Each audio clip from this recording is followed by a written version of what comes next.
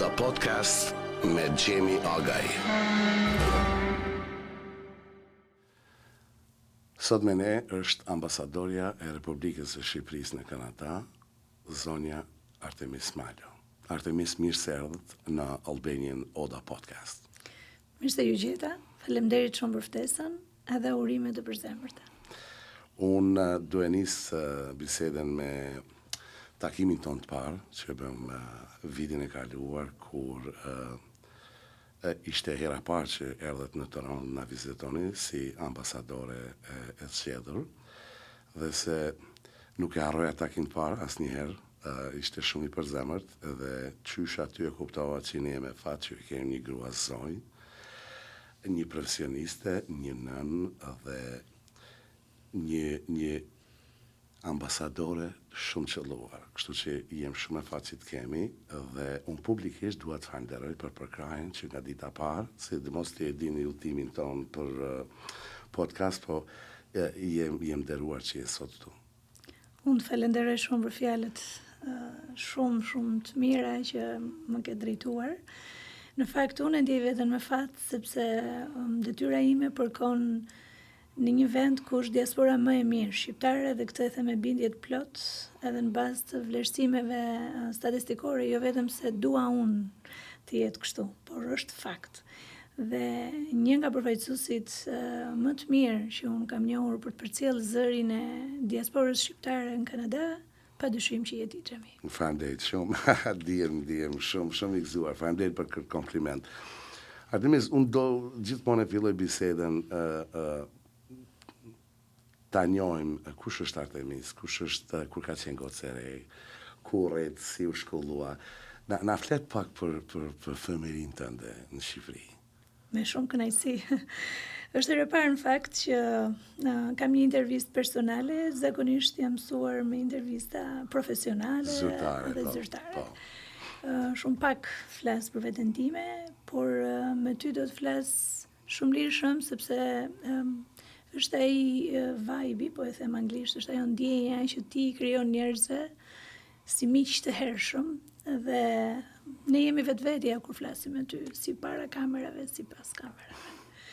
Kështu që unë kam lindur në qytetin e Gjirokastrës, dhe kam jetuar aty pjesën më të madhe të jetës time, nga dy prindër minoritar me origjinë greke, ime më mjeke dhe i mat, i cili është ndarë nga jeta, një inxhinier. Kanë qenë student ekselencë gjatë gjithë karrierës tyre, mirë po për shkak të biografisë, fati i asaj kohe i detyroi që t'i shërbenin sistemit të atëhershëm larg njëri tjetrit. Kështu që ime më u emrua mjeke në fshatrat e largëta të Gjirokastrës, në një zonë ku atëherë ishte shumë vështirë edhe infrastruktura. Pra nuk kishte komunikim shumë nëpërmjet transportit për të ardhur në Gjirokastër. I mat, pavarësisht se mbaroi universitetin me medalje të artë në inxhinieri, sistemi atëhershëm e dërgoi në veri të Shqipërisë, në Batër, në Martanesh, për të shërbyer si krye-inxhinier. Dhe më pas lindjes time, pasi unë ardha në jetë, i mat u emrua për të qenë pak më afër familjes në një qytet të vogël, ku kishte sërish minier gurin në qytetin e Memaliajt, dhe kanë qenë pothuajse shumë vështirë kushtet për të qenë shumë pranë. Kështu që detyrimisht në këtë kushte unë jam rritur me gjyshen time. Nga mami apo babi? Nga mami, sepse gjyshja e babit jetonte në minoritetin grek, në zonën e Dropullit të Gjirokastrës. Kështu që mua më duhej që të isha në Gjirokastër. Kam ndjekur aty shkollën me gjyshrit e mi, me gjyshen dhe me gjyshin, dhe shumë herë mamin dhe babin i takoja darkave ose fundjavave. Ju e dini që atëherë s'ka patur të shtun, po ka pat vetëm të diel. Kështu që këtë e quanim të dielën familjare. Kam qenë në fakt, sipas gjyshërve të mi, një fëmijë shumë i mbar. Një nxënëse shembullore, siç më quanin atëherë. Më pas erdhi në jetë edhe një vëlla, unë kam vetëm një vëlla, ai sot jeton prej shumë vitesh në Suedi. Është profesor, edhe ai ka qenë pas moshës 18 vjeçë gjithë kohës në studime jashtë, dhe nuk ka qenë në Shqipëri, por vjen shumë shpesh, shkon shumë shpesh në Shqipëri. Më pas studimeve të shkollës mesme, që prindërit e mi gjykuan që unë të studioja në një shkollë profesionale të gjuhëve të huaja, unë vendosa që shkollën e lartë të vazhdoja në Londër. Mirë, po sërish ishte e pamundur, sepse më rastisi një periudhë shumë e vështirë në Shqipëri. Unë desha më përballëm me vitet 96, 97, e më pas 98. Trauma shqiptare. Dhe kjo në la shumë pasoja ne që jetuam në një mosh, nuk do ta quaj amadhore, por në një mosh që ne filluam të njihnim veten dhe u rritëm. Kështu që vendosa për shkak të atij viti, unë të studioja universitetin e parë mbarova gjuhë angleze. Në Tiranë. Në Gjirokastër fillimisht, pastaj në Tiranë. Pastaj ndoqja studimet e masterit profesional në fushën e përkthimit. Pastaj bëra doktoraturën ekspert e komunikimi, po kryesisht në fushën e lingvistikës dhe të krahasimit të gjuhës shqipe me gjuhët e tjera, ku kam bën boshtë edhe gjuhën angleze. Mora titullin docent, që është një titull akademik në nivelin universitar për dhënien e leksionit. Dhe kam bërë universitetin e dytë në juridik, në Tiranë, dhe më pas masterin profesional në administrim publik. Administrim publik, po. Kështu që pasi më bën shumë papritur që atë rrugëtimi tim akademik, të cilin unë e dashuroja, sepse qysh fëmijë i vogël, ndoshta kam qenë 17, 18, 19, unë ju bëja mësim gjithë fëmijëve të lagjes. Mblidhja dhe ju mësoja herë greqishten që i kisha të trashëguar në shtëpi nga gjyshrit, herë anglisht, herë italisht, sepse ne në televizorët tona kishin vetëm italisht. Dhe nuk ishte shqiptarë që nuk fliste italisht. Po për shkak se ne ishim një qytet kufitar, shumica dinin dhe greqisht, unë kisha dhe anglishten. Mami im që adhuronte Francën si shumë shqiptarë atëherë, si një nivel aristokracie këmbgulte që unë mësoja frëngjishten. Dhe automatikisht unë nuk e di se si u rrita mes 5 gjuhëve. Kështu që... Edhe u bëm mësuesja e lagjës. Dhe u bëm mësuesja e lagjës, eksakt. Për shkak se prindërit e mi vinin vonë dhe unë isha ke gjyshja, shkoja te shtëpia e babit, shtëpia e mamit, dhe bëja mësim mblidhja kalamajt e lagjës edhe ju bëja mësim gjuhë të ndryshme, madje edhe italisht ndonjëherë. Fillim e bëja për qejf, pastaj e ktheva, nuk kam frym biznesi, po prindrit e lagjes të pallateve aty përreth më thoshin mos e ndërpre, se na pëlqen që vinë fëmijë të shtëpi dhe na thonë ndonjë fjalë. Kështu që fillon ma paguanin me orë mësimi. Isha shumë e vogël, po filloi kjo që më pëlqente shumë. Sa bukur. Sa e quaj veten kontribut në financat familjare që në atë moshë. Wow. Dhe pa pritur dhe pa patur në një qëllim politik, as se kisha çuar ndonjëherë ndërmend me thënë drejtën. Babi im ishte një njerëz që kishte një shpirt rebel në thonjza, sepse nuk pranonte dot padrejtësinë. Dhe i dukej sigur kastës të cilës ne i përkisnim minoritetit grek, i bëhej padrejtësi, por dhe ata vetë bënin padrejtësi. Dhe filloi të më inspironte duke më thënë që ne jemi ata që mund të ndryshojmë mirëqenien tonë. Nuk mund të presim nga askush. Kështu që nëse ne nuk e ngrem zerin dhe nëse ne nuk kërkojmë, dhe pas gjithë raskapitjeve që kishin kaluar në gjithë Shqipërinë, nga Batra, Martaneshi, ku ka dash sistemin që ti në thonjza po i them internim po profesional, po ata patën dhe internim familjar. Familja e mamit tim, që është me origjinë nga fshati Kakavije, që është një fshat në kufi të Kakavijes, pra që është fshati i parë sa hyn në Shqipëri, janë internuar gjithë familja. Daja i mamit tim është pushkatuar nga diktatori atëhershëm, është varë në mes të fshatit për të bërë shembull se si ne ishim grek tradhtar të Shqipërisë. Gjë që në fakt na kushtoi shumë, sepse ne ishim më shqiptar nga gjithë shqiptarët. Sepse ne aty e gjetëm gjenezën, aty e gjetëm veten, dhe nuk luajtëm kur me historinë, sepse nuk mund të ndryshonim historinë. Yeah. Ne ishim në Shqipëri, ne jemi shqiptar, babi na ka rrit me parimet e Shqipërisë dhe të shqiptarëve. Dhe nuk kemi dalë kur me flamurin e përfaqësimit as të shtetit grek, jo, pavarësisht se ne jemi shumë krenar që kemi origjinën greke, Dhe jemi shumë krenar që ne disponojmë dy kulturë, dy gjuhë, dy histori, në krahasim me gjithë njerëzit e tjerë që janë shqiptarë dhe kanë vetëm një. Ne ishim shumë krenar për faktin që ne kishim një kulturë dhe kishim një gjë ekstra për të treguar dhe për të ndarë me bashkëdhetarët tanë në Shqipëri. Dhe me kalimin e viteve kjo gjë në ndoqi, sepse nga 8 fëmijë që pati familja e gjyshes mami tim, disa u vranë, disa u ekzekutuan, disa u internuan. Sot së gjyshim ne nuk dim se kush varros dhe kush vrar, sepse ishte nga të burgosurit politik në Kamës të Tiranës, ndoshta aty janë dhe eshtrat, kur nuk kemi arritur të gjejmë.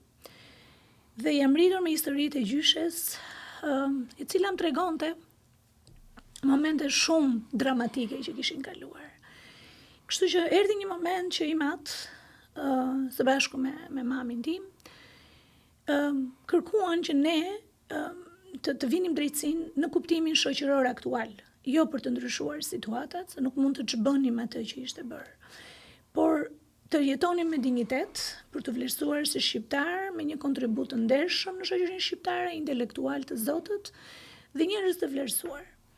Kështu që pa pritur i matë më kërkoi që unë të angazhohesha fillimisht në forumet politike të partisë të drejtave të njeriut që quhej atëherë partia që përfaqësonte minoritetin grek. Po.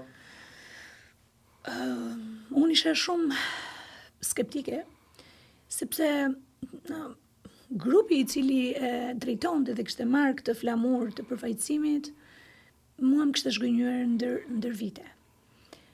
Dhe pavarësisht se tentova të bashkëpunoja dhe të jepja kontributin tim si një aset, si një ere me intelekt, me një formim të paktën ndër ato vite, ndër brezin tim isha nga ato studente të dalluara, unë gjithmonë kam marrë certifikata, medalje, për qenë modeste këtu, po për të treguar që besoja te vetja se mund të jepja diçka. Nuk më dha kjo drejt në atë lob, sepse ndoshta ka mundësi dhe fryma se si e rritën familje që ndoshta unë aty kërkova që të isha një ere e shoqërisë shqiptare, në 10 metër origjina, sepse ne në Shqipëri do të jemi shumë krenar që kemi 9 pakica kombëtare dhe ne jemi gjithë njësoj.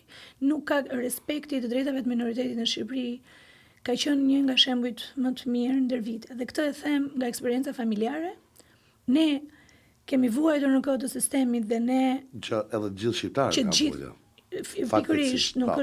pikërisht nuk është se ne kemi qenë viktima të e vetme për këtë arsye. Ka patur shumë arsye të tjera që të gjithë kanë marrë atë faturën e vet dhe unë kam dashur shumë që të jem një mbështetëse, një aktiviste shumë e denjë për t'i mbrojtur këto të drejta, derisa në momentin do të vi më pas te kjo pjesë e jetës time, por pata fatin që të punoj me ligjin e pakicave kombëtare si ministre në Ministrinë për Evropën dhe Punët e Jashtme. Ndoshta kjo ka qenë një pjesë që kam dashur që të bëj shumë krenar ti mat. Por në atë periudhë si studente nuk u prita, nuk u përqafova nga këto grupe të minoritetit grek as pak mirë. Ndoshta e kam zbuluar pak më vonë, ata që raportonin në sistem, ndoshta kanë qenë antarë të këtij grupi për njëri tjetrin. Gjë që mua inteligjenca, morali, digniteti nuk ma lejonte. Me fjalë tjera, ato ndoshta nuk kanë qenë vetëm për avancimin e drejtave të minoritetit, po qëllime, si më thonë, meskine, personale, sepse fatkeqësia më e madhe është që çdo njeri angazhohet politik, por nuk i di motivin personal. Unë them gjithmonë, ne duhet të lidhemi për idenë, jo për individin. Edhe unë këtu du të ndalë një pyetje të bëj për çfarë mendon ku qëndron Shqipëria si shtet në Evropë në dhënien e drejtave të pakicave, sepse siç e di unë jam nga Kosova dhe Kosovës ju imponua me fryme ishte një pavarësi e kushzuar. Do të thotë që duhet t'i japim këto që ta marrin marrë pavarësinë.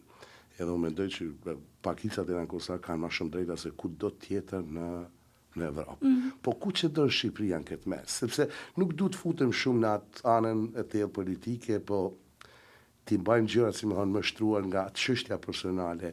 Ku që ndonë, si me ndonë Shqipëria, sepse edhe këtë qenë zëvendës ministre, edhe ke punu në ligjin, ku që ndonë krahasim e tjerë? Unë do të them vetëm një fjali, Xhemin, sepse nuk duaj që të filloj edhe si që ti e the, po edhe pse ky programi jot nuk ka asnjë frym politike nuk ka fare. Përgëzoj, po. Sepse secili ka këndvështrimin e vet në qëndrimin politik. Por unë do të them si unë e kam konceptuar detyrën time politike. Politika, nëse nuk është interes publik, atëherë nuk është mirë të angazhohet askush që e shikon për te i kësaj. Nëse politikën, angazhimin dhe përfshirjen politik, çdo individ e shikon si interes personal, që këtu fillon sëmundja. Politika është një angazhim, është një profesion, është një sakrificë, është një përkushtim për të mirën publike, për interesin publik. Ti je aty për të ndryshuar atë gjë që ti mendon se mund të ndryshosh për të mirën publike dhe jo personale. Që këtu fillon hapi i parë i marrjes përsipër për të qenë antar i çdo lloj grupi politik, nuk ka rëndësi. Për sa i përket qëndrimit të qeverisë shqiptare për pakicat kombëtare, unë sot në 2025 jam jo krenare, po jam më shumë se krenare. Dhe jam thjesht e pikëlluar për faktin që ne nuk e promovojmë sa duhet. Ne jemi një shembull i pabesueshëm për kombet e tjera. Një shtet i vogël me një shtet si motor, që besoj është rasti i vetëm unik. Shqipëria dhe Kosova, 2 motra të pavarura, por që kanë të njëjtin baba dhe të njëjtat parime dhe të njëjtin gjak. Dhe kanë arritur të kenë pavarësinë e tyre dhe dignitetin e tyre dhe respektin në arenën ndërkombëtare përtej kufive. Ne nuk njohim kufi. Dhe unë do ta them prapë. 9 pakica kombëtare të paktën në, po them, 3 milion, që nuk janë kaq, po 3 milion rezidentë shqiptarë sot, është një raport fantastik. Dhe këto 9 pakica të njohura me ligj, që janë shumë pak shtete që kanë ligj për pakicat kombëtare, shumë pak shtete, dhe ndërto është Shqipëria një kampion, kanë një ligj të posaçëm, ku njeh dhe respekton të drejtat e çdo pakice kombëtare. Unë mund të t'i rreshtoj të gjitha pakicat që janë njohur me ligj, dhe avantazhet pozitive që kanë suport nga qeveria pakicat vulnerabël, siç është pakica Rome. Rome, po. Pakicat Rome kanë avantazhe pozitive në fushën e arsimit, në arsimit të detyrueshëm po, përjashtohen nga tarifet e studimeve universitare, pas universitare. Dhe ne sot kemi përfaqësues të denj nga ky komunitet, që unë jam shumë krenare, sot kemi një zëvendësministre, që është zëvendësministrja për mirëqenien sociale në Ministrinë e Shëndetësisë, që është një vajzë që ka dalë nga zona e Vlorës, dhe për herë të parë ajo përfaqëson denjësisht komunitetin. Dhe raste të tilla në Shqipëri sot, unë ka pa një pakicë vulnerabël, po janë 9 të tilla, duke filluar me pakicën greke, pakicën bullgare, pakicën e Malitzi, pakicën e arëmënve, që janë vllehët. Vllehët, po. Që ka shumë Shqipëri. Që ka shumë në Shqipëri, sepse janë të shpërndarë siç. Dhe ligji, dispozita ligjore nuk ka kriter lokacioni. Këto janë pakica që jetojnë lirshëm në gjithë terrenin e Shqipërisë, ku dëshirojnë. Dhe nuk ka asnjë kriter që i lokalizon. Mirë, Artemis, a mendon që Shqipëria është më gjeneroze, është më, si me thonë, që në krahasim me shtetet tjera, kur jam pyetje pakica, sepse e di që ke punuar edhe në ligje dhe edhe e kupton thellësisht. Mendon që jemi më gjeneroz ne si shtet ndaj tjera, apo është ndoshta i punuar, apo është ka të bëjë me shpirtin shqiptar? Se unë besoj edhe mendoj edhe jam i sigurt që shpirti shqiptarit është një shpirt i mirë, një shpirt që i pranueshëm, i pranon tjerët. Sepse ne gjatë historisë kur nuk sulmuam tjerët, nuk bëm dëm, si me thonë. Shqiptari është shumë i mirë me të huajin. Këtu është ajo, mendon që është shumë gjeneroz se vendet tjera? Apo është imponuar, apo është kombinimi i gjithave? Nuk besoj se ka asnjë imponim. Ne jemi këta që jemi. Ne kemi qenë kështu të hershëm. Tolerancë fetare, tolerancë etnike, bashkëjetesë harmonike, feja e shqiptarit është shqiptaria, ti e di shumë mirë. Po, dhe kjo nuk është thënë sot. Kjo është një thënie që nga rilindja. Pikërisht. Kështu që unë nuk besoj se ka shtet më tolerant edhe një bashkëjetesë kaq qytetare. Janë të tjera gjërat që mund të krijojnë reaksion midis shqiptarëve. Por kurse si origjina ose besimi fetar. Kurse si. Kjo nuk ka ndodhur. Tash, në rrugtimin të diplomatik, do të thotë, kur ke qenë zavendës ministre, ma thuaj takimet për shtypjet e diplomatëve tuaj në takime. Se tash, ne atë që shohim në televizor, është një lajm u takuan këto biseda cilat bën brenda, agenda cilat shtyhen përpara. Ato janë me dy bylla. Ku qëndron botkuptimi, si më thonë, vlerësimi apo analiza, mënyra si shashojnë tuajt rreth kësaj çështje. Se ka çështje tjera, po ndalim te kjo tema, si na shohin ata? Unë do të them vetëm një fakt, edhe ti mund të kuptosh shumë nga kjo gjë që do të them. Sot unë jam diplomate dhe jam shumë krenare që kam qenë e angazhuar në politikën e vendin tim, po sot jam diplomate dhe i shërbej shqiptarëve pas një ngjyrim politik, absolutisht ngjyra jonë është kuqezi dhe vetëm kjo na bashkon. Por në rolin e zëvendësministres, kur nuk isha një diplomate e mirëfillt, por kisha një rol politik drejtues, unë të garantoj se shumica e diplomatëve të huaj që kanë ardhur në Shqipëri kanë kërkuar të gjithë të shtojnë mandatet, të qëndrojnë më tepër. Kjo i thot gjitha. Vinë në Shqipëri të përgatitur, shumica prej tyre mësojnë edhe pak shqip. Ne i presim, sigurisht kjo është edhe detyra jonë edhe është dhe protokolli, por duke qenë shumë njerëz të çiltër, duke thyer ndonjëherë dhe rregullat e protokollit për të qenë për të ndjerë më familjar me ambientin ton, dhe duke ju ofruar edhe shpjegime, edhe sqarime dhe informacione të nevojshme që rrugëtimi i tyre në Shqipëri të fillojë mirë. Ne kemi krijuar marrëdhënie shumë të mira në arenën ndërkombëtare dhe sot padyshim imazhi i Shqipërisë gëzon momentet më të bukura të veta. Në çarkun diplomatik ka fjalën. Në çarkun diplomatik. Këtu. Në arenën ndërkombëtare, trupa diplomatik në Shqipëri, janë ata njerëz që e kërkojnë Shqipërinë dhe pastaj e dashurojnë Shqipërinë dhe nuk duan të largohen nga Shqipëria. Do me vazhdu mandati. Duan të vazhdojnë dhe ju pëlqen, sigurisht, kjo varet edhe nga shtetet që vinë, edhe nga misionet që kanë, edhe nga nivelet e standardeve të detyrave që marrin, por në përgjithësi unë kam patur takime zyrtare, formale, po pastaj edhe miqësore, sepse këta janë njerëz, siç jam unë sot këtu, që një fjalë ngrohtë, një përqafim përtej detyrës, edhe një miqësi na krijon edhe ne më komoditet.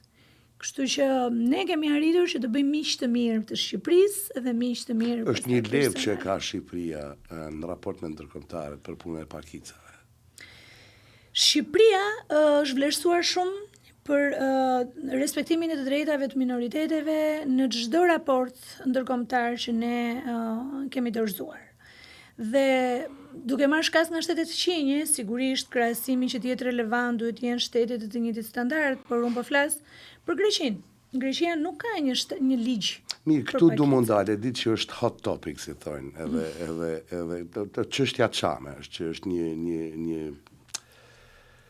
një nyje e madhe, ende pas gjithshme, pas është ai ligji i luftës, që është një dokument që ekziston ende dhe për çudit Zotit nuk di pse s'është largu deri më tani.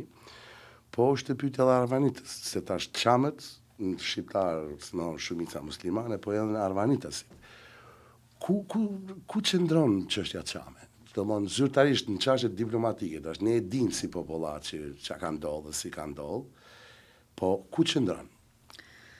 Është hot topic, e di ambasadorit, lutem. Është hot topic. S'do futemi shumë këtu se po. Do të tregoj një pak shumë shkurt një histori time personale, sepse duke më gjykuar si një politikane me origjinë greke, paragjykimet për trajtimin dhe për marrëdhëniet me komunitetin çam kanë qenë pafund. Ndërkohë unë i kam miq shumë të mirë dhe kam miq më të mirë të ngushtë dhe kam edhe familjar të mitë me origjinën çame dhe jam shumë krenare për ta. Sepse nuk kam zgjedhur t'i futem historisë se çfarë ka ndodhur, sepse është e dhimbshme dhe e pa korrigjueshme sot, por nga ana tjetër pala greke për sa kohë unë përfaqësoja Ministrinë e Jashtme, nuk e ka pranuar si çështje. Është diçka mbi ne. Është diçka që nuk mund të zgjidhet në nivelet diplomatike të vogla, janë programe të mëdha, janë negociata të mëdha. Që ajo duke ndodhur? Që në 2017-2018 ne kemi pat një dosje të madhe negociatash me Greqinë, ku ishin disa pika duke filluar nga marrëveshja e detit, sigurisht ishte parashikuar në këtë dosje edhe çështja çame. Për shumë arsye, gjërat janë pending, siç u thash është përtej vendimarrjeve tona dhe ideologjive tona. Por unë dua të tregoj diçka shumë modeste.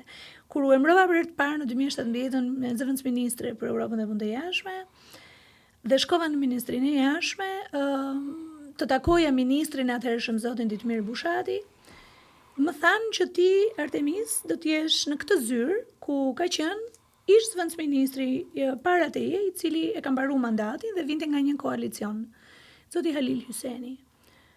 Unë nuk e njihja zotrin në fjalë, por shumë skeptik, kolegët e mi në ministrinë thanë, Halili është çam. Dhe kjo më intrigoi shumë. Dhe gjëja e parë që kam bërë kur kam hyrë në zyrën time, i kam kërkuar asistentes së Halilit që gjeta dhe e mbajta aty, të më kontaktoj me ish zëvendësministrin, sepse doja që ta takoja. Dhe kur ka ardhur zotria, një zotri nderuar, një avokat, një njeri jeta nuk i është sjellë shumë mirë, jo për shkak se është çam, por për shkak të gjërave të ndryshme që na ndodhin fatkeqësi të paparashikuara në jetë. Por unë jam emocionuar kaq shumë nga ai zotri se më janë mbushur syt me lot. Dhe ai hyri në zyrë dhe më tha, ka diçka që më keni thirrur zonja zëvendësministre? Thash unë jam Artemis, dhe ju jeni zotri, thash, dhe unë ju kam thirrur vetëm për të pirë një kafe me ju dhe për t'ju falenderuar për stafetën që më keni lënë, pavarësisht se këto nuk janë vendimarrjet tona, se ne emërohemi nga kryeministri. Por ju keni qëndruar në këtë zyrë 4 vite dhe unë dua që t'ju njoh. Dhe preferoj më mirë që të pim bashkë një kafe në ditë, se sa unë të hap këtu gjithë arkivin për të parë se si është, çfarë është kjo detyrë. Unë vija nga akademia, ishte posti im i parë administrativ dhe për mua ishte një gjë krejt e panjohur. Dhe aq më tepër i thash, dua që bashkë ne të dy të japim një shembull që nuk na ndan në asgjë në bashkon shqiptaria. Gjithë të tjerat i përkojnë historisë dhe ne nuk mund ta zgjidhim sot. Janë të tjerë ata që do ta zgjidhin, nëse do zgjidhet dhe si do zgjidhet. Por mbi tëra ne jemi shqiptar, jemi njerëz dhe unë gëzoj dhe sot dhe dua ta përshëndes sepse kam kohë pa u dëgjuar me të. Një zotri që përfaqësonte pakicën ose më saktë komunitetin çam dhe për atë ishte emëruar zëvendësministër në atë periudhë nga koalicioni dhe nga partia që ai vinte. Kështu që dua të tregoj në aspektin tim personal, unë nuk kam asnjë lloj kompleksi, asnjë lloj ndarje, nuk kam asnjë lloj paragjykimi për askënd. Nuk e zgjedhim origjinën, pavarësisht se jemi shumë krenar. Nuk e zgjedhim ne bërjen e historisë dhe veprimet historike dhe nuk i ndryshojmë dot sot. Ajo që ne kemi në dorë dhe që mund të bëjmë është që ne fëmijëve tanë t'ju trashëgojmë një botë më të mirë. Nëse fëmia im vjen në shtëpi dhe më thot, unë kam një shoqe që është çame dhe unë jam paragjykuar, unë do ta kritikoj shumë gjatë. Sepse shoqja është e para është shqiptare, që kjo është e rëndësishme, e dyta ka të tjera kritere nëse duhet jetë ose jo shoqja jote. Unë këtë gjë e kam merak për të trashëguar te brezat e Unë vetëm du të shtoj këtu diçka. Unë e shoh këtë si më thonë gjeopolitika ballkanike që ndodh që moment që Greqia do ta njeh Kosovën si shtet, unë besoj që ata do kthehen si më thonë te pjesët që zgjidhen, edhe shpresoj zgjidhen së shpejti sepse fundit, ndoshta shumë dëgjues nuk e ndajnë mendimin, por unë mendoj që jemi për ardhmë njëjtë. Ne jemi pellas gjithë, ishin i lirët, trakasit e lenët, Po, shumë ujë ka kaluar qysh nga e kohë dhe ndarjen ndasit bahën edhe kuptohet që interesat geostrategjike si cili shteti ka. Po, me thënë drejtë, unë jam shumë krenar që populli im, shteti im Shqipëria, po Kosova, ne i kem trajtuar me shumë dignitet ata, edhe kjo duhet të vlerësohet. Nuk duhet më shqiptari të akuzohet e të poshtrohet, sepse boll jem akuzuar e poshtruar se ne nuk ishim agresori kur. Po unë jam optimist që kjo do kaloj, do vini ditë që sepse krenaria ime vjen edhe nga diversiteti jonë. Jem një popull që i vetë një popull të jem e 4 fe. Zyrtare, po. Është që i thojnë janë suni islam, apo islami suni, pastaj i kem bektashianët, pastaj i kem Roman Catholic, që quhen, katolikët, dhe i kem ortodoksët. Dhe shumë pak dimne për kontributin ton në gjitha fetë, si shqiptarë që kem bo, ndoshta edhe ky podcast imi e ka dhimbjen aty që tregohet diçka më shumë për ne që të flitet se ku ndëgjon biseda, ja vazhdu se kanë ditë këtë mohabet. Shumë gjëra janë të panjohura, edhe unë ndihem për veti shumë krenar, edhe unë jam i gëzuar ku qëndrimet e tuja qëllojnë që e ndihmë jetër shumë shqiptare, për të njëjtën kohë edhe pse jam minoritare, domthon i ke bashkëdyzuar ato dyja, aq mirë, aq bukur, edhe kjo më bën të lumtur mua, sepse kështu duhet të mendojmë gjithë, edhe shqiptarët, edhe grekët, po të gjithë Ballkanit që të vazhdojnë me tutje, por ato që nuk mund ndrohen që spaku të, si më thënë, evidentohen, thonë, hey, kjo ishte gabim, du të kërkim falje. Nuk ka ndryshe si të shkojnë. Unë e kuptoj tash edhe për në Kosovë se çka duke ndodhur që është e ngërshë që mos njohja nga Serbia këto, edhe është e lufta e madhe që është, Kosovën e kanë humbur. Kosovë është bërë shtet i pavarur. Ideja që të vazhdojmë me tutje, të i lojmë brezar një jetë më të mirë, se kanë vujt njërës, edhe endi janë duke vujtur. Është një edim, jetojmë këtu shumë kohë, kur ikim atje, e vrejmë që endi janë me një mentalitet, se Kanada e ndronë, deshe s'deshe. Po, do e ndroj temen, du me të pyet pak për babin. Tash babi kur jetonte në ka punu në Shqipëri atë, ishte larg mami, domthonjë jetonte vetëm atje kur. Sistemi ishte i tillë që ti do të shërbeje, po e them siç thuaj atëherë atë dheut, aty ku kish nevojë. Kështu që normalisht emrimet dilnin që kur ti mbaroje shkollën e lartë, sepse e drejta e shkollës, bursa ishte një privilegj shumë i madh në një familje. Ndërkohë babi im ishte jetim, u rit në konvikt, e jo majti jetonte akoma në Dropull. Dhe nga që ishte student shumë i mirë, e në veri atëherë se këshu i referoheshim, ja dha të drejtën e studimit, dhe me mamin tim janë njohur që në gjimnaz, të dy, kanë rrugëtuar pastaj në Tiranë.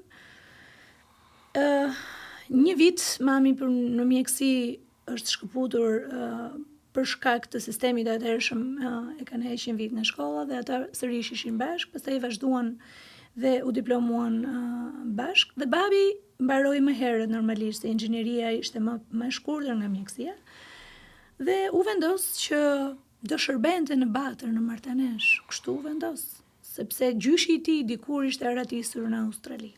So, që në këtë moment ti gjithë gjenezat janë të dënuara të vuajnë, pra çdo gjenerat. E para, e dyta, e treta, tek ne stopoi, pastaj unë kam lindur pas viteve 80, kështu që më kapi ajo periudha që para demokracisë. Sistemi ishte duke pësuar tranzicion. Po. Kështu që babi u detyruar të shkonte atje. Në të njëjtën kohë mami mbaroi në Tiranë dhe ai shkonte vinte në Tiranë derisa mami u diplomua. Dhe pastaj mamin e kanë emëruar në një zonë kaq malore të Gjirokastrës, sa edhe sot akoma rruga dhe infrastruktura nuk ka përfunduar në 2025.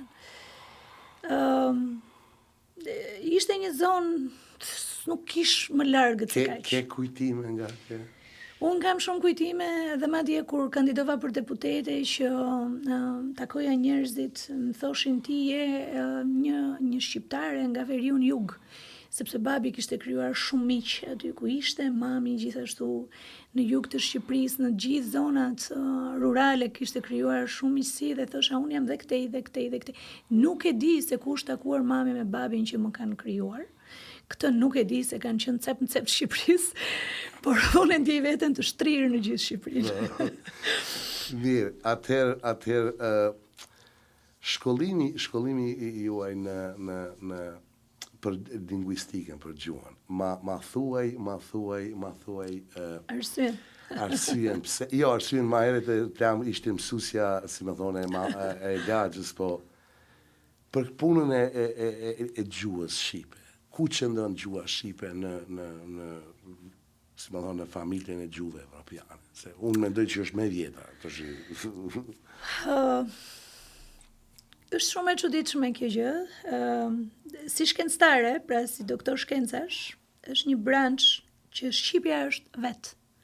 Pra nëse ne do të marrim atë pemën e gjuhëve indo-europiane dhe ta studiojmë mirë, do shikojmë që shqipja është, si me thënë, e konsideruar si gjuha më e vjetër, më e lashtë, dhe prap nuk kemi dokumentacion të mjaftueshëm të shkruar të gjuhës shqipe. Ndoshta ne gjithmonë më shohim faktit të alfabetit, të Gjon Buzukut, të gjithë dokumentacioneve të para shkencore që ne kemi sot dhe i disponojmë në arkivat gjuhësore, por në fakt po ta studiojmë në boshtë gjuhën shqipe, ka shumë gjuhëtarë të cilët e mbrojnë me argumenta pretendimin e tyre se rrënja e çdo fjale të gjuhës shqiptare e ka një gjenezë që ja ka dhënë, e kanë marrë edhe gjuhë të tjera. Bashkëformimi i fjalëve, të bashkërënditura, të bashkëngjitura, nëse do të zbërthehej, ne do shikojmë, sipas shumë fakteve shkencore, jo gojdhënave, se sa shumë ka dhënë gjuha shqipe për gjuhët e tjera ose sa kanë marrë. Sot, në 2025, aktualisht, unë kam disa vite që nuk jam më në ushtrim aktiv si eksperte e gjuhës, por jam duke punuar me artikuj të ndryshëm shkencor për të vazhduar me titullin e radhës që më takon të marr pas titullit doktor, dhe shikoj një shumëllojshmëri qëndrimesh.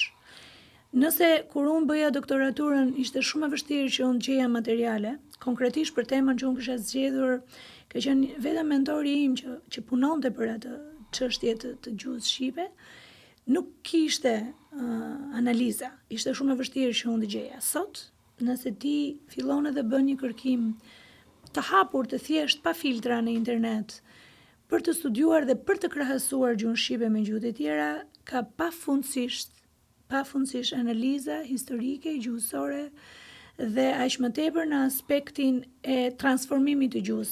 Me sa di une, albanologjia është shkencë vetë. Është shkencë mirëfillt. E mirëfillt që studiota nga shumë njerëz do të studiues të huaj, edhe unë kam një dhimbje që nuk është bërë shumë.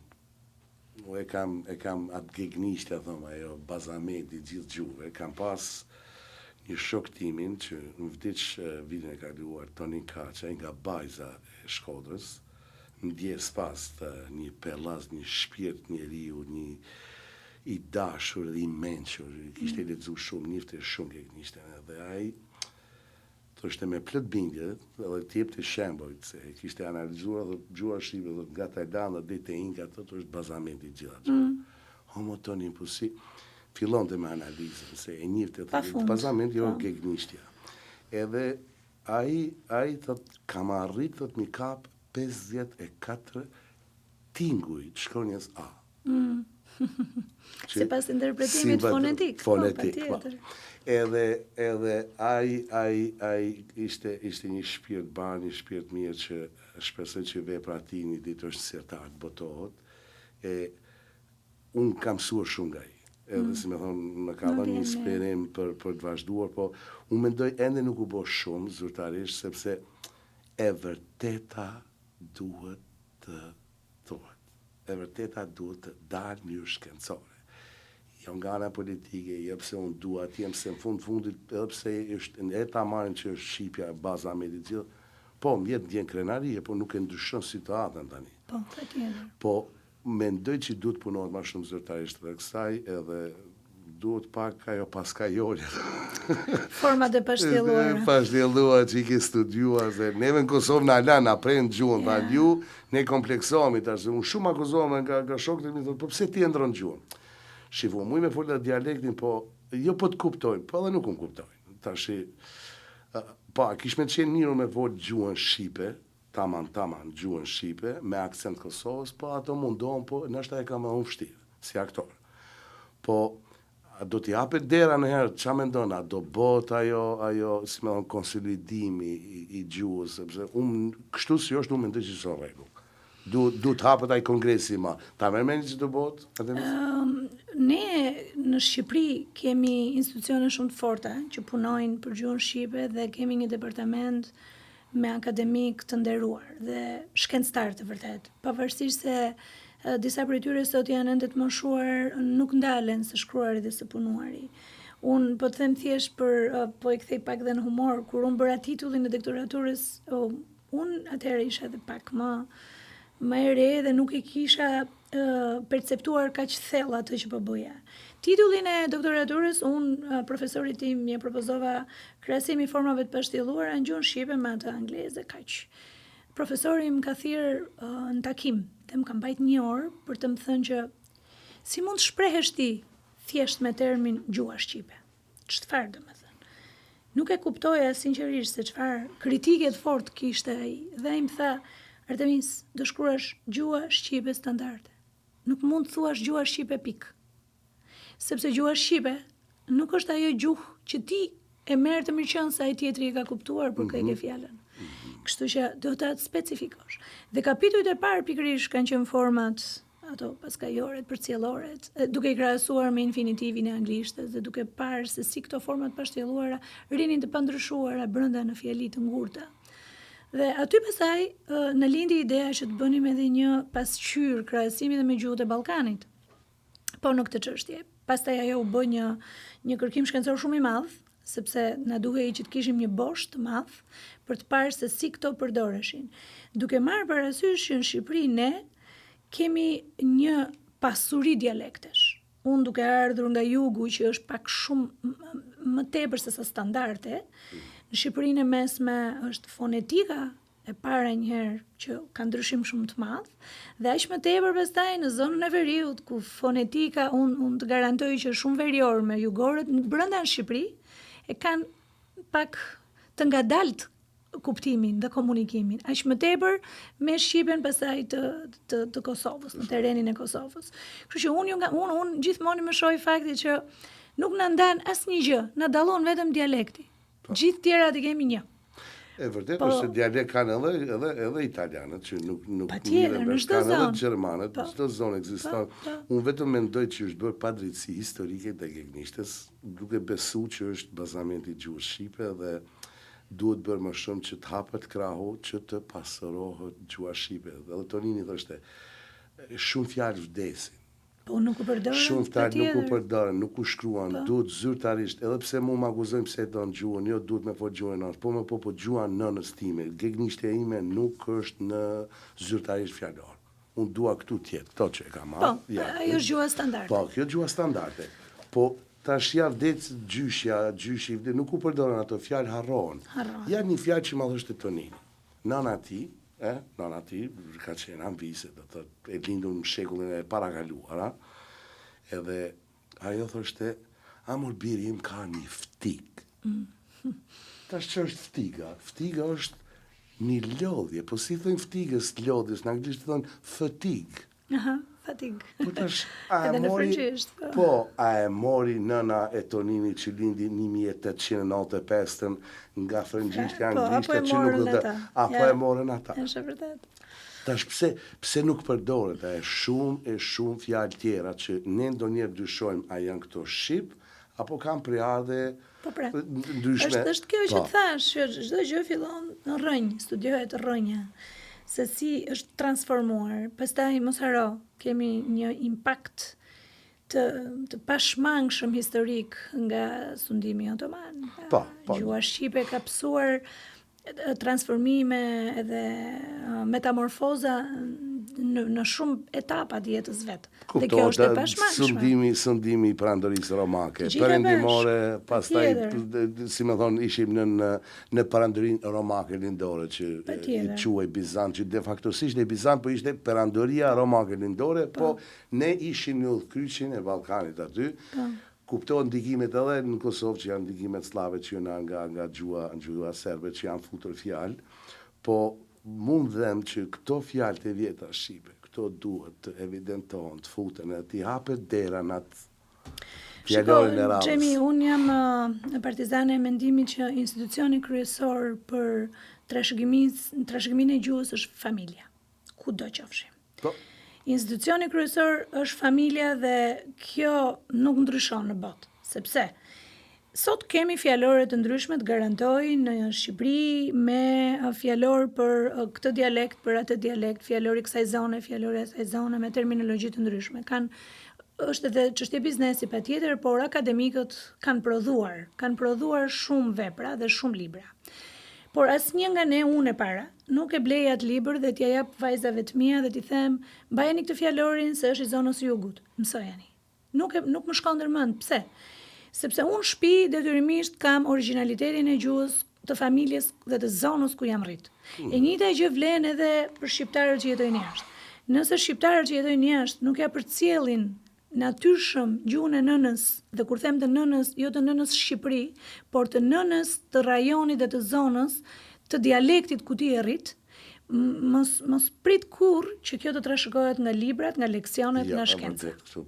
Kështu që sado që të shkruan ne në universitet, unë kam pasur një deg dialektologjin.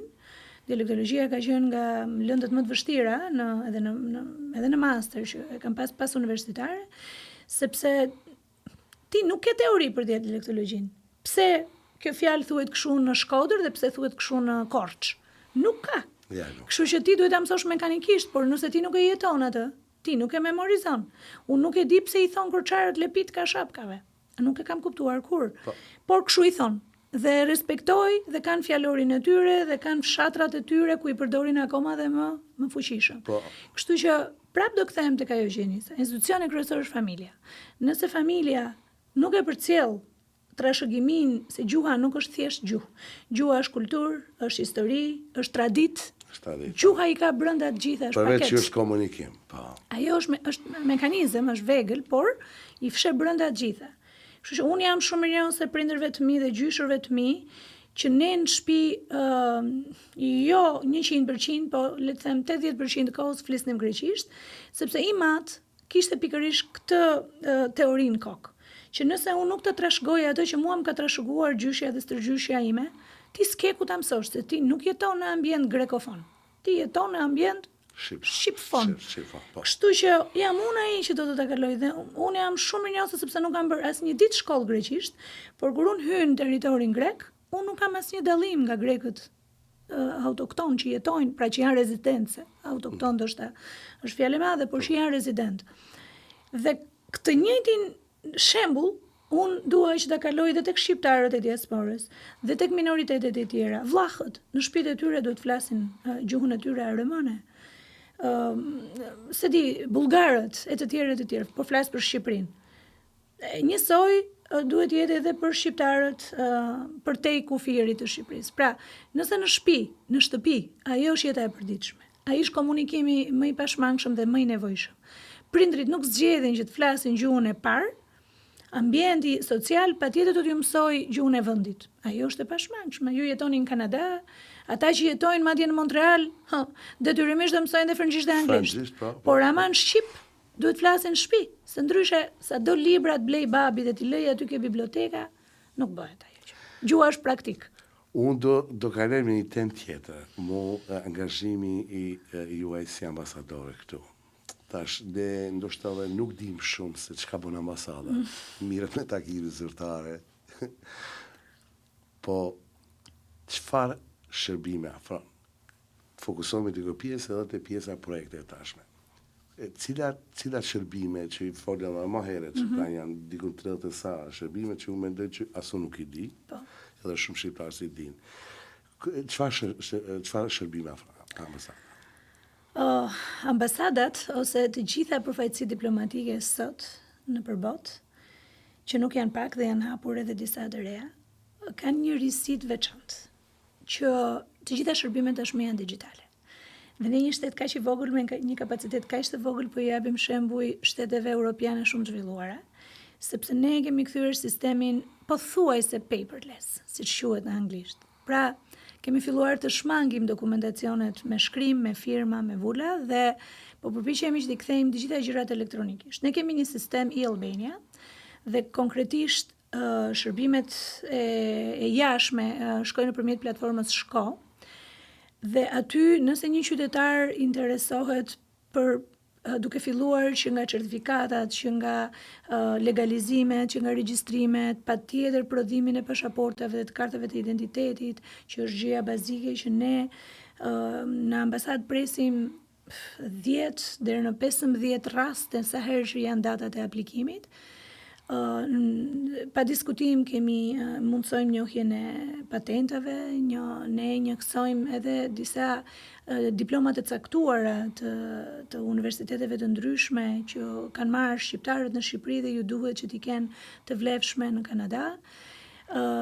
Me Kanadan sot jemi duke punuar shumë fort për të njohur nëse do të harim njohjen e plot të sigurimeve shoqërore, pra që të kemi një marrëveshje të mirëfillt tashmë për pensionet, pavarësisht kësaj ne ofrojmë si shërbim të gjithë shqiptarët që kanë interes dhe kanë nevojë për të marrë këtë shërbim, ne i ofrojmë në ambasadë. Shumë shpejt dhe këtë e them me më shumë se gëzim, me krenari, ne do të kemi një konsullat të përgjithshme në Toronto. Ky është lajm i mirë. Ky është një lajm shumë i mirë. E kemi diskutuar që para se të emrohesha ambasadore, kur unë u emrova ambasadore, e kam kërkuar në mënyrë të veçantë ministrit Hasani, i cili ka qenë shumë bashkëpunues dhe dua ta falenderoj për këtë. Dhe tani jemi në finalizim të projektit për të hapur një konsullat. Ajo që unë personalisht në rolin e përfaqësisë pra si ambasadore kam sugjeruar është ta kemi të përbashkët me Kosovën. Kemi shembuj shumë të mira për shembull po them në Munich në Gjermani kemi konsullatën të përbashkët. Dhe është një nga shembujt më të mirë se si bashkëpunojnë dhe kooperojnë për të gjitha shërbimet shqiptarët e Shqipërisë dhe shqiptarët e Kosovës në të njëjtën seli. Pra ka disa gjëra që shqiptarët e Kosovës mund të kalojnë në deskun e Shqipërisë dhe të konsultojnë dhe të informojnë. Do ishte fantastike nëse bëhet një marrëveshje 2 shtetërore, në kuptimin legal 2 shtetërore, që të blehet një konsullat, një godinë e përbashkët. Kati i parë kjo, kati i dytë aty. Edhe do ishte një strumbullar shumë i mirë edhe unë mendoj që ajo do shpresoj të realizohet ajo. Unë po punoj shumë fort për këtë. Po, një pyetje ambasadorit kërkoj falje. Konsulli duhet të jetë shtetas i Shqipërisë? Të jetë konsull? Konsujt edhe titularët e ambasadave, sipas ligjit të shërbimit të jashtëm, nuk mund të kenë shtetësi me shtetin ku do shërbejnë. Do shërbejnë, nuk bën. Ajo është e para. Nuk e lejon ligji. Po e dyta, duhet të qenë patjetër shtetas i Shqipërisë të jetë konsull. Jo, detyrimi i shtetas i Shqipërisë patjetër duhet të jetë, pra kriteri i parë është që është një shtetas shqiptar, por nëse një shtetas që është me origjinë kosovare disponon edhe në shtetësi shqiptare. Mendova për vetë të aplikoj për konsull. Ervin, çfarë bëhet? Bom konsulli këtu i Shqipërisë në sugjeroj fillimisht na të na bëhesh me në shtetësi dhe me pasaportë shqiptare, jo se si është shqiptar. Ta them troshi ëndër e kam. Të bëhet shumë shpejt. Edhe unë kam ëndër. Unë kam ëndër që të bëhen këtu pika parë 2 godina përbashkët, të jenë 2 konsullit, po edhe është një ndërimi e madhe të kem në shtetësinë shqiptare. Jo për diçka, po e kam dhimbja klamoshe aty në pasaportë. Kështë është zdina, ma jep një çështje dinjiteti, krenarie, sikur se ma në fund jam në shtëpinë time. Po ajo procedurë është veti, shpresoj që një ditë ta marr, jo për diçka se kam pasaportë kanadeze, kam edhe të Kosovës. E kam marr, jo që e kam përdor, po hajde se si më thon nga kënaqësia edhe ne u bëm në fund shtet, po ajo dhimbja e Shqiponja, vdes. Ato, po shpresoj, do t'i them një ditë kryeministri ta marrë. Pse jo? Na mundso, bursi kanë marrë shumë tjerë, jo për diçka, po ta ketë. Jo. Do t'i paguaj gjithë ato në mënyrë legale ç'a duhet. Ka disa kritere patjetër. Jo, po unë si kam pa me vetë, nuk jam futur në atë kritere. Është edhe klauzola e interesit kombëtar për shqiptarët që nuk janë shqiptarë legal, pra me pasaportizim, po them, por që paraqesin interes kombëtar. Ka një dispozit ligjore për këtë që sigurisht. Po shpresoj një tavë. Tjetër, pse jo, më shumë do isha shumë e lumtur. Edhe unë gjithashtu. Kthehemi tek shërbimet tash në më herët më folje për punën e patentave të shoferit. Ku qëndron marrëveshja tash mes Shqipërisë dhe Kanadas? Ka disa specifika të caktuara për llojin e patentës që jepet, por në ambasadë qytetarët kanë të drejtën të fillimisht unë po marr shkas nga kjo dalje publike, pavarësisht se ne në rrjetet tona sociale e publikojmë shumë shpesh, e nxjerrim shumë shpesh, kemi një rubrik konsulli juaj ose ti pyet konsulli përgjigjet në mënyrë të tillë që të informohen qytetarët. Kemi në dispozicion 2 numra telefoni që na kontaktojnë për ditë dhe kemi dhe adresat e emailit. Në momentin që një qytetar na paraqet kërkesën dhe dokumentacionin përkatës në emailin zyrtar të ambasadës, ne delegojmë në institucionet përkatëse në Shqipëri dhe jemi në pritje nga Drejtoria e Përgjithshme e Patentave dhe Ministritë e Linjës për të kthyer një përgjigje se si rezulton kjo patentë shqiptare në Shqipëri për ta konvertuar pastaj në një nivel të caktuar me patentën kanadeze.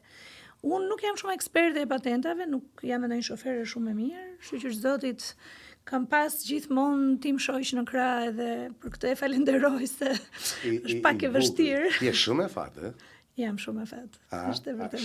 Shumë por zotni, kështu na i thoj me kokall, pap. E ke marrë ke ditë ke shku Shkodër atje në Gjirokastër edhe e ke kavta. Nga muslimanët më të mirë. Kam vajt dhe kam thënë kush është muslimani më i mirë. Edhe është musliman me duke të banë edhe Ramazanin është e vërtet, është shumë besimtar i rregullt përtej çdo kuptimi të lejushëm të fesë vetë dhe unë këtë respektoj shumë. Dhe ndonjëherë e përdor edhe si shembull për t'ju thënë dhe të huajve që unë jam një çift që po ju jap shembull se si është bashkëjetesa dhe harmonia dhe toleranca fetare në Shqipëri. Unë dhe asaj mua, as unë atë, kur jemi një nuk e kemi pyet se çfarë besimi fetar ke. Dhe kjo është një karakteristike e gjithë shqiptarëve. Ne nuk e nisim fare bisedën nga kjo. Është e drejtë kujdo të ketë besimin fetar. Kemi të i kaluar ato. Kemi të i kaluar. Unë një respektoj të gjitha rritet fetare me shumë dinjitet dhe seriozitet, ashtu siç edhe ai rritet e mia ortodokse. Ka një vetbesim ashtu kur dulet fisniu dikun. është tamam ashtu vetvetja, është me atë buzëqeshje, atë mjekrën e mirë, ha? Jemi fat, ha? Mos them tash që ajo është me fat. Unë me doj që ajo është me fat shumë, ha?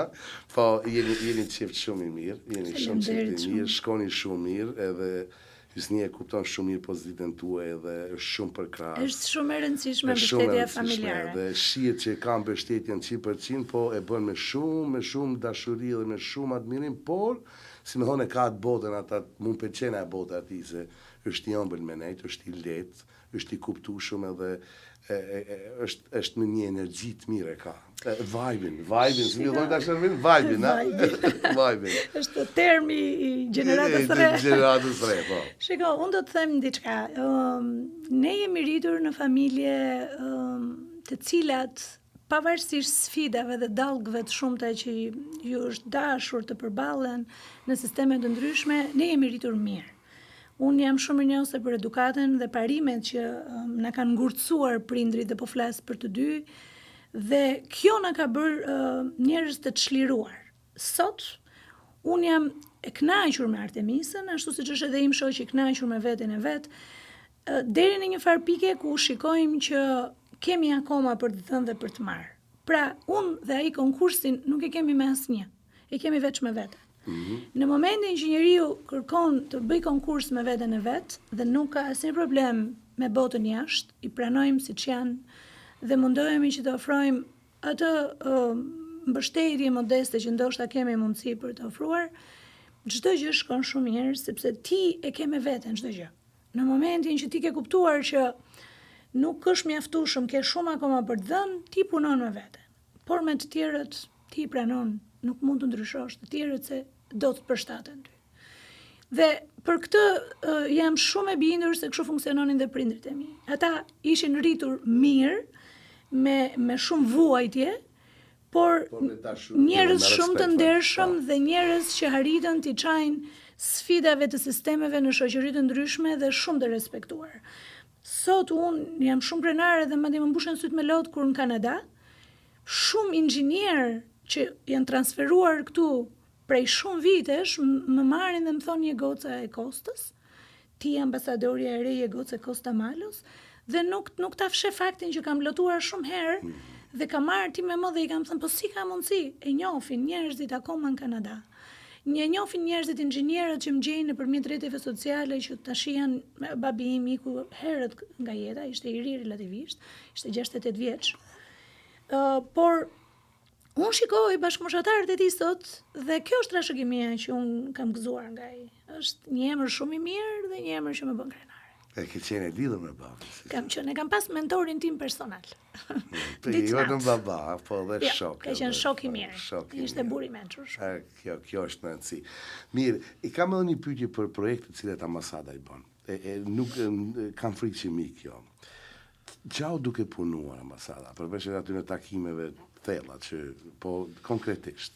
Unë në 14 shtator bëra një vit, në këtë një vit numëroj pafund aktivitete dhe projekte dhe them me krenari këtë sepse unë e zgjodha Kanadan me dashuri, doja të vija këtu. Edhe erdha me synimet qarta, të cilat i prezantova edhe në parlament para se të vija. Një nga sfidat që ka ambasada dhe unë personalisht sot është ndër të parat, se janë shumë, po them këtë të parën se e ka me shumë merak, është linja transporte direkte Kanada-Shqipëri, ndoshta Montreal-Tiranë ose Toronto-Tiranë, por do të shikojmë se si, sepse shumë shqiptarë si ty më janë drejtuar duke më thënë e kemi ëndër që të kemi një linjë direkte, sepse jemi kaq vite të strapacuar, po e them shumë shqip, në për aeroporte me tranzit nëpërmjet Europës, shumë shtrenjtë, me shumë të drejtën e tyre, se unë brenda këtij viti kam udhëtuar në Shqipëri 3 herë për shkak të angazhimeve po edhe të pushimeve dhe e kam parë vetë se si mbërrin kur shkon edhe si mbërrin kur vjen këtu. Kështu që unë si ambasadë stafi im që dua ta falenderoj shumë sepse janë 2 vajza dhe një djalë që punojnë orar pa orar, me një telefon në dorë dhe kur flen gjumë, sepse ne kemi dhe orare ndryshe me Shqipërinë, kështu që na duhet që të jemi në komunikim natën dhe ditën me Kanadan. Dhe dua t'i falenderoj vërtet shumë se i kam lodhur, i kam lënë pa leje, pa pushime, pa të diela, pa të shtuna, në mënyrë të tillë që ne të ndjekim ritmin e autoriteteve kanadeze që me keqardhje them, ne i kemi emëruar ritmi breshkës. Autoritetet kanadeze janë shumë të hapur, janë shumë isor, janë shumë bashkëpunues, por duan kohën e tyre. Po, është ngadalshme, gjithçka ecën ngadalë. Tamam si një breshk, shumë e vërtetë. Po kur unë mendoj që unë këtu kam një limit kohor që më fillon dhe më mbaron në një vit të caktuar, më duhet që të përmbush synimet e mia brenda kësaj kohe dhe këtu më zë paniku dhe bëj push dhe filloj nxitoj. Dhe unë nuk mund ta shpreh akoma se ku jemi, sepse kjo është konfidenciale, marrëveshjet midis shteteve derisa të firmosen janë gjithmonë konfidenciale. Por them se jam në rrugë shumë të mirë. Vetëm kaq mund të them. Për pikën e parë që unë kam shumë merak. Dhe sigurisht edhe konsulata që më në fund mund të thuhet publikisht që do të hapet. Pra këto kanë qenë 2 nga gjërat e para që i kam kërkuar pa ardhur akoma në Kanada. Në vijim, ne jemi duke punuar shumë dhe kjo është një gjë që do t'i ketë produktet pak më vonë në bashkëpunimin akademik. Për fat keq, Kanadaja me Shqipërinë nuk ishte asnjë memorandum bashkëpunimi midis universiteteve ose qoftë dhe ministrive të arsimit. Dhe kjo më la pak të mërzitur, sepse unë vi nga kjo fushë vetë, e njoh vetë këtë fushë se si është, dhe duke parë universitetet kanadeze se sa fakultete dhe se sa kërkime shkencore ofrojnë, gjeta shumë shqiptarë të përfshirë në këto institucione. Që nga Vancouveri kam gjetur kërkues shkencor mjek të cilët e kanë lënë mjekësinë dhe janë futur botës akademike dhe po bëjnë kërkime shkencore, deri tek profesor, deri tek njerëz që tashmë kanë marrë titull nga universitetet e caktuara me grada të larta. Dhe jam duke rekrutuar një grup profesionistësh në mënyrë të tillë që ne të krijojmë një bord me dëshirën e tyre, sepse është bord vullnetar, që do të jetë pranë ambasadës këshillues, në mënyrë të tillë që të këshillojnë ambasadën për bashkëpunime të mundshme në emër të dyja shteteve, se tashmë ju keni 2 shtëpi dhe për këtë duhet jemi të ndërgjegjshëm. Ju jeni sa kanadez, aq dhe shqiptar. Keni kaluar gjysmën e jetës këtu dhe tash nuk mund të fshehemi pas gishtit. Por në mënyrë të tillë që ne të krijojmë lidhje të forta si shtetet e tjera, për shembull, po them Spanjën, ka mbi 400 marrëveshje universitare me Kanadan. Pse të mos kemi dhe ne të paktën, po them 20, jo 400. Mo kërkoj edhe 2000 pas për fillim. Domethënë ka hapësirë për bashkëpunim. Ka shumë hapësirë, jam shumë optimiste. Sepse dhe institucionet shqiptare, po them institucioni i kibernetikës, siguria kibernetike në Shqipëri sot luan rolin kyç në çdo shërbim, por ne nuk e kemi kaq të fortë mbulimin kibernetik për kapacitetet dhe standardin që ka shërbimi në Shqipëri, që është për të lavdëruar, por ne mund të ofrojmë trajnime të ndryshme, internshipe të ndryshme midis profesionistëve kanadez në universitetet shqiptare ose qoftë në institucionet shtetërore shqiptare. Pra, bashkëpunimi midis fushës akademike dhe institucioneve qeveritare për mua është një pikë shumë e rëndësishme në momentin që ka realiteti dhe aktualiteti. Po ka mundësi edhe në fusha tjera? Në shumë fusha. Në mjekësi po, në fushën e kulturës pafund, unë kam kërkuar që të kemi edhe programe pilot, ku mund të shkojnë grupe studentësh të bëjnë exchange në mënyrë të tillë që dhe të njohin Shqipërinë, po historinë, arkitekturën e Shqipërisë, arkeologjinë e Shqipërisë.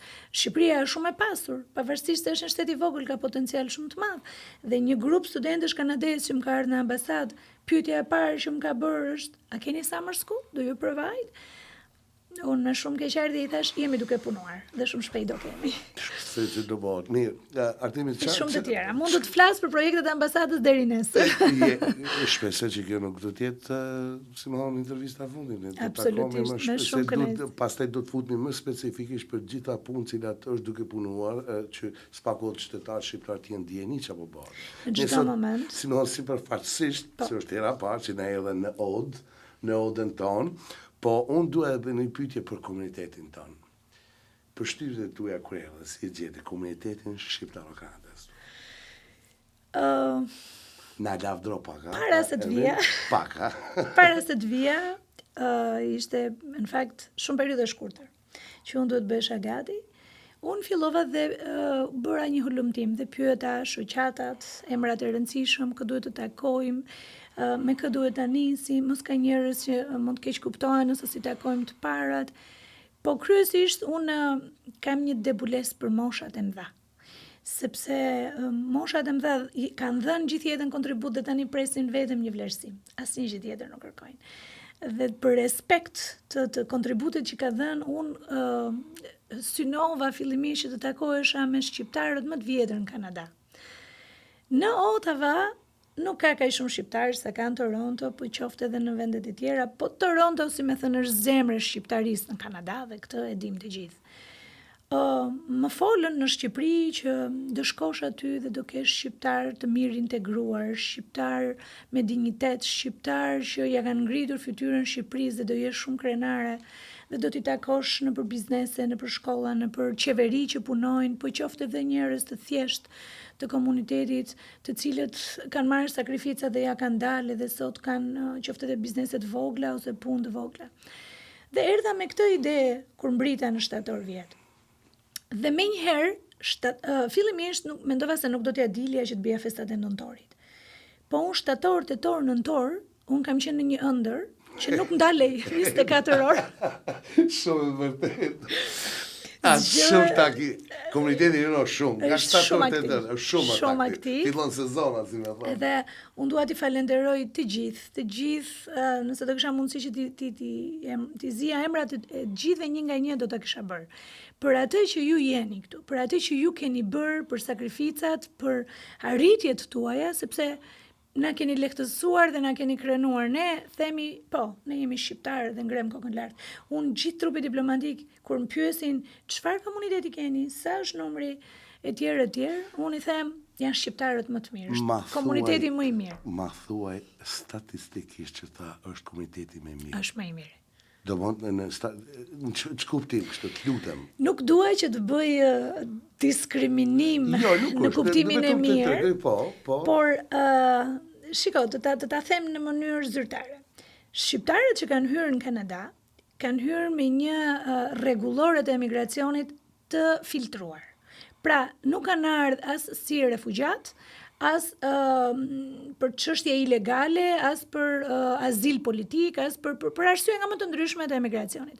Por shqiptarët që kanë hyrë në Kanada, kanë hyrë në bazë të një procedure shumë zyrtare. Do me thënë, me aplikime, me shkollime, me detyrim të gjuhës anglisht. Me ato punën e poenave si shkon, që ti plotson kushtet. Kanë plotësuar kritere që kanë ardhur shqiptarë të cilët në 80% të hyrjes, po flas për shqiptarët e Shqipërisë, që ne kemi një statistikë, sepse shqiptarët e Kosovës kanë ndikuar dhe lufta. Pra, është edhe një tjetër arsye se si kanë hyrë në Kanada.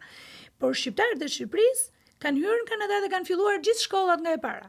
Pavarësisht se kanë qenë avokat, kanë qenë prokuror, kanë qenë mjek, kanë qenë mësues në Shqipëri, këtu kanë ardhur pasi kanë fituar provimin dhe aplikimin dhe kanë filluar nga e para shkollën, që do të thotë automatikisht ke një nivel intelektualesh të komunitetit. E përfton me njëherë shoqëria kanadeze, është një rekrutim. Janë më të integruar në përgjithësi se ndoshta shtetet tjera, po? Janë shumë integruar sepse shtetet fqinje janë më lehtësisht aksesueshme. Që të shkosh në Greqi, në Itali, në Belgjik, në Gjermani, është shumë herë më e lehtë se sa të hysh në Kanada.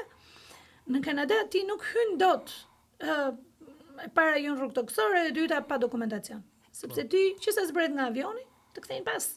Pra ti duhet kesh dokumentacion të rregullt, edhe të kesh edhe të qartë se ku po shkon në Kanada dhe ku jeton dhe çfarë do punosh. Është si me thënë, një herë në kohë në Shqipëri thoshin doli loto amerikane.